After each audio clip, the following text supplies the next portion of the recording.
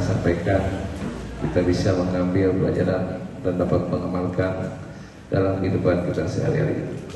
Pada al-ibadah untuk depan kami persilakan. Shallallahu alaihi Muhammad.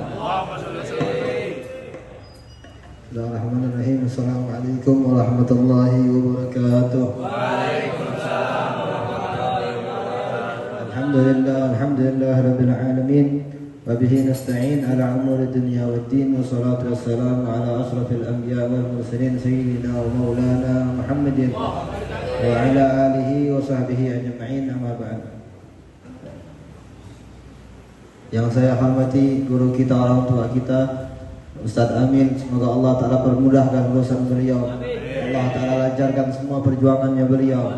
Allah Ta'ala sehatkan beliau dan keluarga beliau. Amin ya rabbal alamin. Dan kita semua yang hadir di acara ini, yang insya Allah kita selalu istiqomah hadir di acara ini. Ya, di acara kegiatan ini kita mendapatkan keberkahan daripada ilmu, kita mendapatkan keberkahan daripada umurnya kita mendapatkan kemuliaan daripada zikir yang kita baca. Amin ya rabbal alamin. Di sini Al-Fagir ingin membahas, mungkin melanjutkan kemarin yang dibahas oleh Ustaz Asep. Kita kemarin bahas masalah tayamum. Ya, kita membahas masalah tayamum kemarin.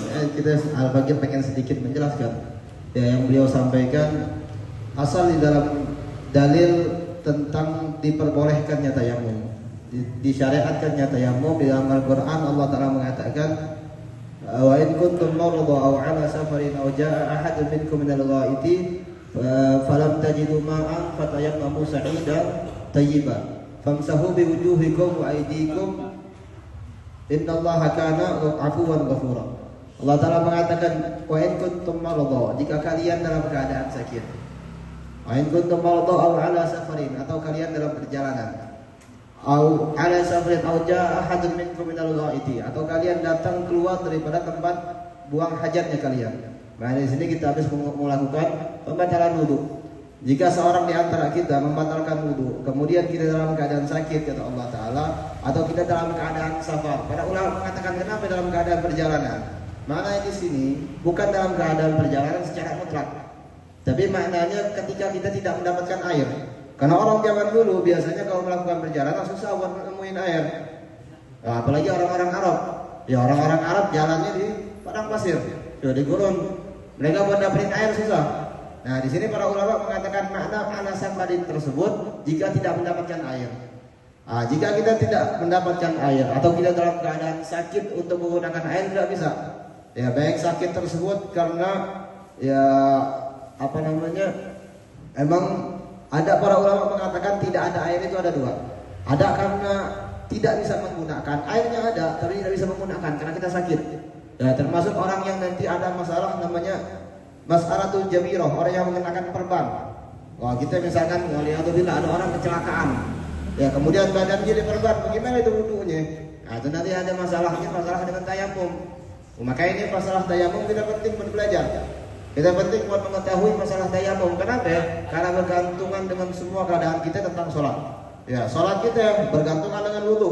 Seandainya kita nggak bisa wudu, maka kita harus tayamum. Nah, tadi dua sebab yang diharuskan kita untuk mengenakan tayamum. Kapan?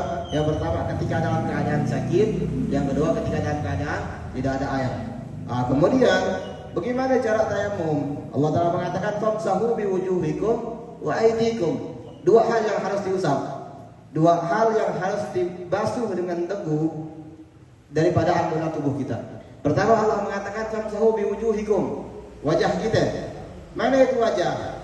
Nah, kita harus tahu wajah itu apa. Apakah cukup hidung kita doang yang kita usap? Ya, orang sebagian ketika wudu nih, ya kawan, dia ngambil air sedikit kemudian diusap semaunya dia.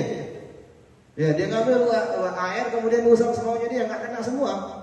Apakah sah begitu wudunya? Wah, nggak sah wudunya. Orang yang nggak sah wudunya, nggak sah sholatnya.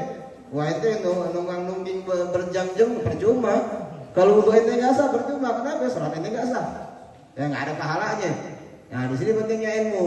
Nah, apa itu wajah? Para ulama mengatakan wajah itu dari atas tempat awal tumbuhnya rambut. So, kita tahu kan awal tempat tumbuhnya rambut itu awal batas bagian wajah. Sampai mana? Sampai ujung dagu di sini. Wah, dari sini sampai ke bawah harus kena semua. Kalau kita cuma setengah doang, ngambil mulut doang itu basuh, berarti nggak sah, belum sempurna wudunya kita. Nah, kemudian lebarnya dari mana kata para ulama? Lebarnya dari samping kupingnya. Nih, dari samping kuping sampai samping kuping lagi. Jadi bundaran ini semuanya wajib kena ketika kita wudu. Ya, seandainya ada yang nggak kena, maka wudu kita nggak sah. Nah, kayak sekarang kalau perhatiin lagi kalau kita wudu, apakah semua bagian lingkaran ini dari ujung kepala, dari ujung awal tumbuhnya rambut, ya sampai ke dagunya kita, kemudian lebarnya dari kuping sampai ke kuping, apakah kena semua? Kalau kena semua berarti wudu kita sah. Kalau nggak kena semua, maka wudu kita agak sah. Ya, itu masalah ikhwan, kita harus perhatiin. Nah, kemudian yang pertama wajah. Ya, famsahu bi wujuhikum kata Allah Taala. Nah, kemudian di dalam tayamum nggak sama kayak wudu. Ya, di tayamum cuma dua. Kemudian Allah mengatakan wa aidikum dan tangan kalian. Ya, tangan kita dari mana yang wajib basuh? Para ulama di sini ada khilaf.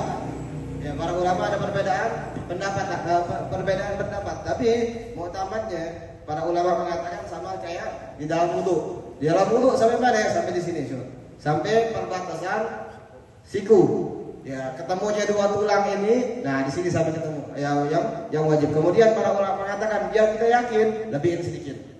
Ada kaidah para ulama mengatakan la yatimul wajib illa bihi wa huwa wajib.